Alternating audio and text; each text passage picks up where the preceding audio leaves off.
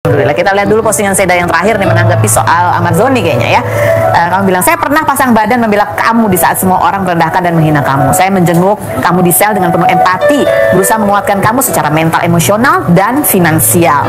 Tapi kamu balas dengan perbuatan yang zalim. Hanya karena saya tidak memberi uang, kamu balas memberi panggung Sika untuk memfitnah, merendahkan, dan mempermalukan saya di media sosial. Itu sungguh zalim kayak gitu ya. Nih, kamu ketika dengar kabar bahwa ya Ahmad kena kasus lagi, ada dugaan dia mengedarkan narkoba dari sel gitu ya. Kamu sebenarnya udah tahu dari berita atau sebelumnya tuh udah dengar-dengar? Karena ini kan kasusnya sebenarnya terjadi di Januari ya. Aku baru tahu dari teman-teman media sih. Teman-teman wartawan pada ngehubungin aku ketika wawancara, aku juga kaget gitu, shock. Cuman aku di sini prihatin sekali.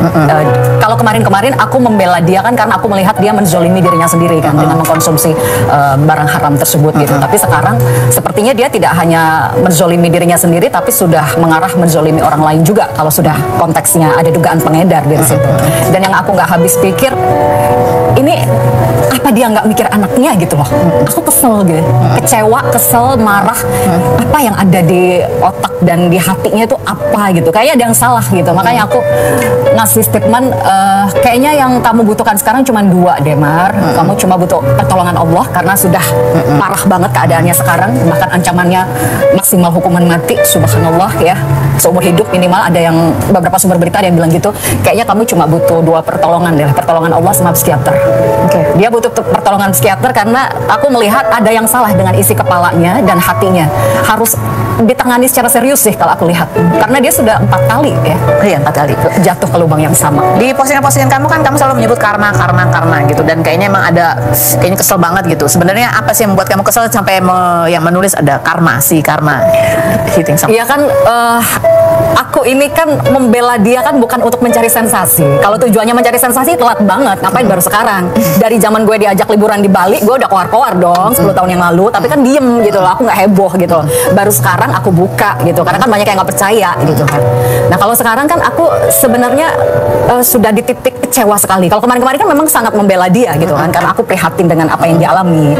Bertubi-tubi musibah mendatangi dia gitu. Dan sampai akhirnya ada perbuatan yang sangat melukai hati aku.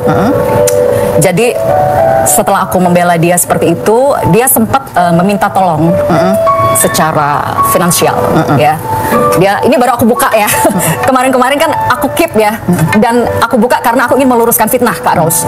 Kan kemarin-kemarin kan aku diwawancara di Rumpi kan nangis tuh. Itu banyak yang salah paham, banyak yang mau fitnah aku cinta ditolak, bertepuk sebelah tangan. Itu kan fitnah yang merendahkan marwahku sebagai perempuan gitu loh. Bahwa sebenarnya kemarin-kemarin aku di Rumpi nangis itu karena aku sakit hati. Aku sudah menolong dia pasang badan, mengangkat marwahnya dia di saat banyak orang yang menghujat dan menghina dia.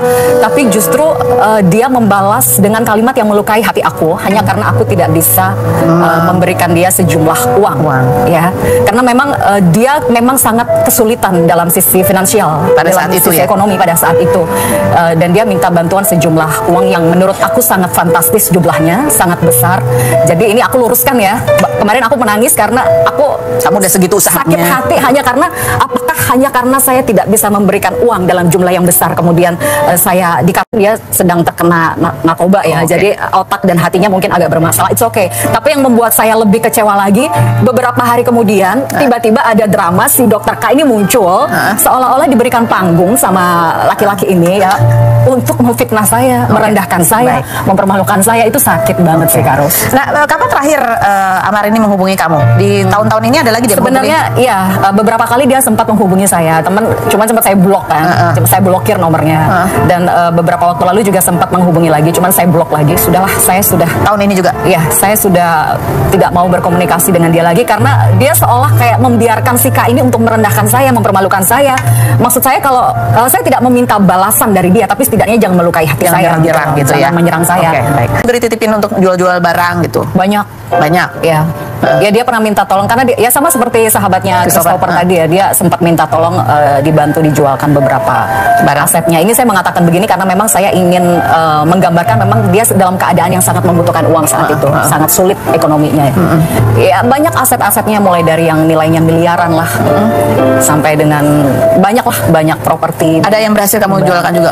Iya kan saya butuh waktu Kak Ros. Ngejualin kayak gitu kan nggak bisa detik itu juga. Tapi dia maunya buru-buru. Iya, dia maunya detik itu juga. Saya sampai minta maaf sama dia. Saya minta maaf, saya kalau ngejualin ini saya butuh waktu gitu. Oke, lalu dia membutuhkan sejumlah uang. It's okay, tapi nggak bisa detik ini juga dong gitu. Kan saya juga harus membagi untuk sekolah anak, untuk ini tabungan. Masa tabungan saya ludes buat dia kan juga nggak mungkin gitu. Cuman ini tujuan saya adalah ingin menggambarkan kalau memang dia sedang mengalami kondisi yang sangat sulit secara ekonomi, secara finansial. Dan saya sudah berusaha untuk membantu dia. Cuman ya nggak habis pikir itu kok bisa gitu ya, sezolim itu gitu. Jadi sekarang udah nggak ada kontak-kontak, gak ada hubungan lagi sama dia ya? Udah diblokir kan? Udah. Katanya di blok, buka unblock gitu. Waktu iya Dulu. Ya saya tuh nggak tegaan saya tuh harus. Saya kasihan ngeliat dia itu sebenarnya. Di satu sisi tuh kesel, jengkel, emosi, tapi di satu sisi kasihan juga ya. Prihatin gitu dengan kondisi dia sekarang. Apalagi kasusnya makin berat yang dihadapi ya. Iya. Jadi kita ngobrol lagi Mas Seda. Berikut ada Fajar Setbol.